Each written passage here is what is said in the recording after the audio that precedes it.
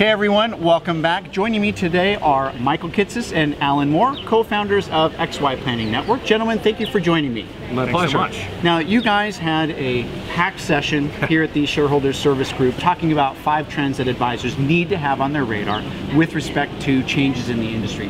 Michael, what do you think advisors really need to be paying attention to right now?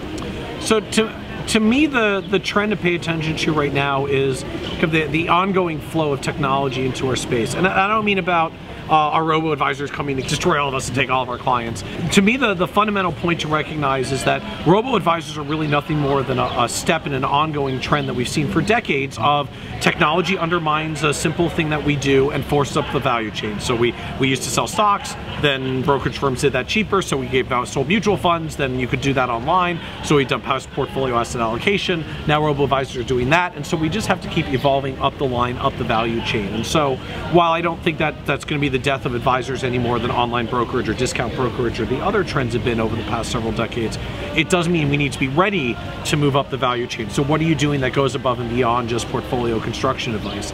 And the second tie-in trend even that I'd attach to that is that's really not news. We've seen the industry moving in that direction already, which is why 10 or 15 years ago, 1 in 10 advisors was a CFP, now 1 in 4 is a CFP, and the gap keeps closing. We really have actually been moving in that direction, which means for those advisors who actually have a great value add beyond sort of just investment management and what computers can do, you actually still have to go deeper. You have to specialize, you have to form a niche, you have to avoid what I'm kind of calling the crisis of differentiation, which is too many of us all have basically the same website. I provide customized, individualized personal financial advice for my clients based on my years of experience and my credentials as an advisor, and it just doesn't cut it anymore. We all put that on our websites. We have to go beyond that point, and if we were finding it difficult to compete that way already, it's only going to get worse when the technology knocks out the lowest value proposition and everybody comes up to providing personal financial advice. What do you do to go beyond that point? So it's a huge opportunity to leverage technology, but it means you really have to be focusing on what is your next step of evolution as an advisory firm to keep that value add above and beyond what the technology already does and differentiate yourself from everyone else trying to go through the same process. Yeah, I know you had a lot of heads nodding up and down, acknowledging that fact really is happening today. Alan, what about you? What is that key point that advisors need to have on their radar? You know, we're seeing a lot of advisors asking this question of how do I serve younger clients? How do I work with clients that don't necessarily meet my asset minimums? And historically, advisors have only charged on an AUM basis, particularly in the fee-only comprehensive financial planning space. And when you look at it, they do have to have $1 million in investable assets in order to be profitable. And so I don't think that's an issue with the clients. I think it's an issue with the advisors and their business structure. So we're starting to see a lot of advisors that are going back to the drawing board and saying, okay, the AUM model, the traditional way we've been paid to do financial planning isn't going to work for the next generation of client. In fact, it's not going to work for baby boomer clients that don't have investment assets. So how else can we serve them?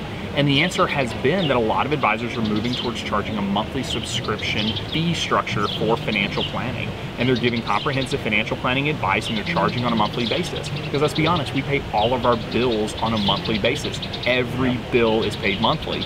So when you tell advisors, I charge my clients $150 a month for financial planning, they look at us like we're crazy. But you tell a client, I'm going to charge you $150 for financial planning, they go, okay, that makes sense. I pay everything monthly. Why wouldn't I pay you monthly? They really don't know any different.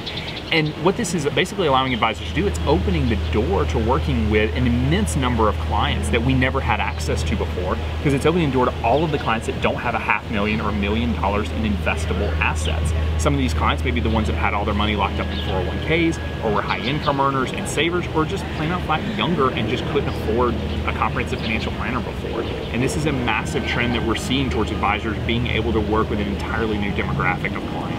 Once again, both of you gentlemen had the audience's attention for the full hour and a little bit more than that. So thank you so much for sharing your points of what's happening in the trend so much today.